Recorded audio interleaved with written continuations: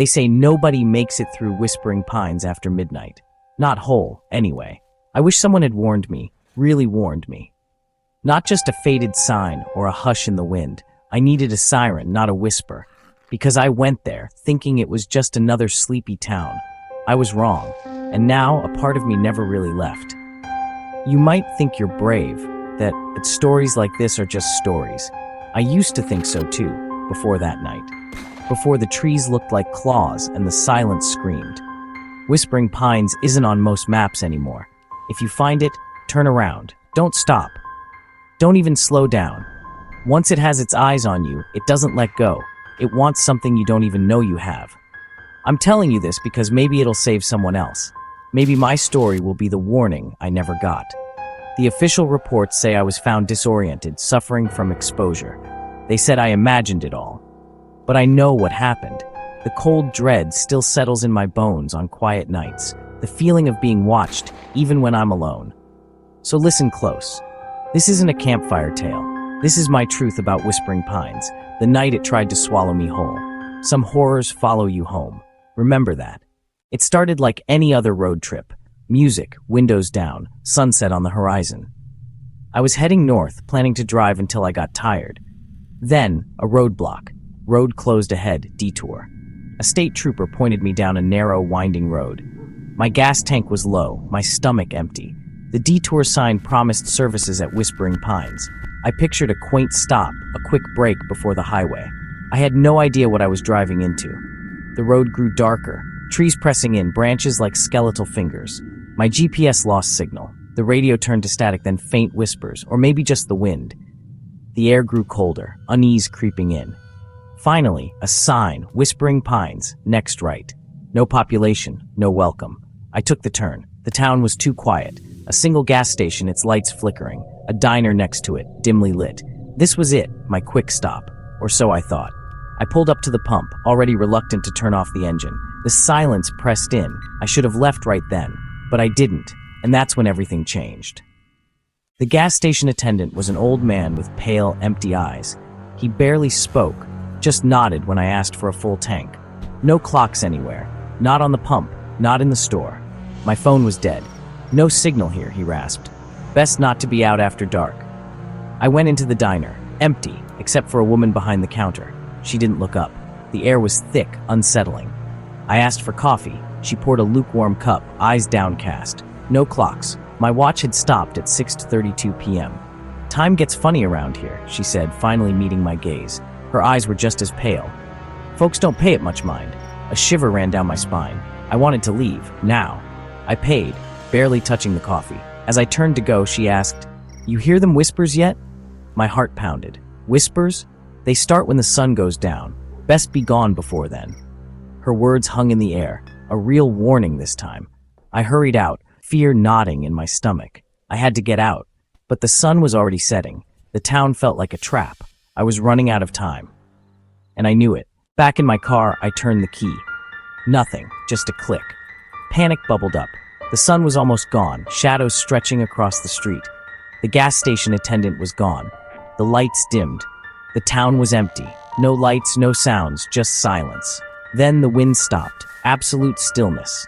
The air grew thick, hard to breathe. That's when I heard it, the first whisper. Faint, like dry leaves, but there was no wind. It seemed to come from everywhere and nowhere. Stay, or was it play? I couldn't tell, but it wasn't friendly. My skin crawled. I tried the ignition again. Useless. I was stuck as darkness fell. The whispers grew louder, more insistent. They weren't just in the air, they were in my head. "You can't leave. We've been waiting." My phone was still dead. No bars, no power. The streetlights flickered, casting twisted shadows. The town was menacing now. I knew I had to run. I abandoned the car, desperate to escape. The whispers followed, closer, laughing. The woods loomed ahead, dark, endless. I plunged in, hoping for a way out, but the nightmare was just beginning, and the whispers were everywhere. I ran into the woods, the whispers chasing me. The darkness was absolute, the trees all the same. Fog rolled in, thick and cold, swirling around my legs. The whispers cut through the fog. Lost. You're lost. Every path led back to itself. I marked a tree, but kept passing it. The forest was a maze, alive and closing in. My lungs burned, my legs ached, but I couldn't stop. Something was behind me, a cold, ancient presence. The whispers grew gleeful, triumphant. No escape. Join us. I screamed, but the fog swallowed the sound. Desperation clawed at me. I was trapped in a looping nightmare. The marked tree appeared again and again. I was losing hope, losing my mind. The forest wanted me. It was going to take me. Then, through the fog, I saw a faint light. A shack, maybe a ranger's. I stumbled toward it, the whispers receding. The nightmare paused, but the choice ahead was worse. I was out of time, and the forest was still waiting. I stepped inside. The shack was old, the door unlocked. I slammed it shut behind me, gasping for breath. Inside, a single bulb glowed weakly. A broken radio sat on a shelf. I fiddled with the dials, static, then a faint voice. Trade, a choice must be made. 2 doors at the far end, one marked light, the other with a crude mirror. The radio crackled. One way out, one stays. A choice. One path to escape, one to... What? Light seemed safe, but nothing here was safe.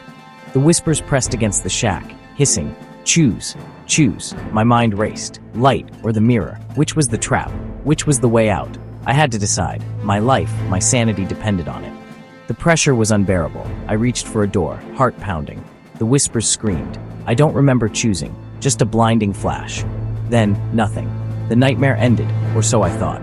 But some choices never really leave you, and some doors never truly close. Not in Whispering Pines. I woke up in my car engine running, sunlight streaming in. I was parked on the highway miles from that place. My clothes were torn, hands scratched. It wasn't a dream. My phone had full bars and a single new text. You made your choice, but you didn't leave alone. Part of you is still with us. The other half. My blood ran cold. I looked in the mirror. My eyes were different, haunted. A faint scar on my cheek I'd never seen before. The official story: I got lost, suffered from exhaustion. They said Whispering Pines didn't exist, but I know what happened. I carry it with me every day, the feeling of not being whole. The quiet whispers I still hear when I'm alone. Sometimes I catch my reflection and see someone else looking back. Someone colder, emptier. The doctors call it trauma. But I know the truth. Whispering Pines took something from me. A trade was made. I escaped, but only half of me. The other half is still there, trapped, waiting, and sometimes I think it wants to come back. So if you ever see the sign for Whispering Pines, turn around. Some places never let you go.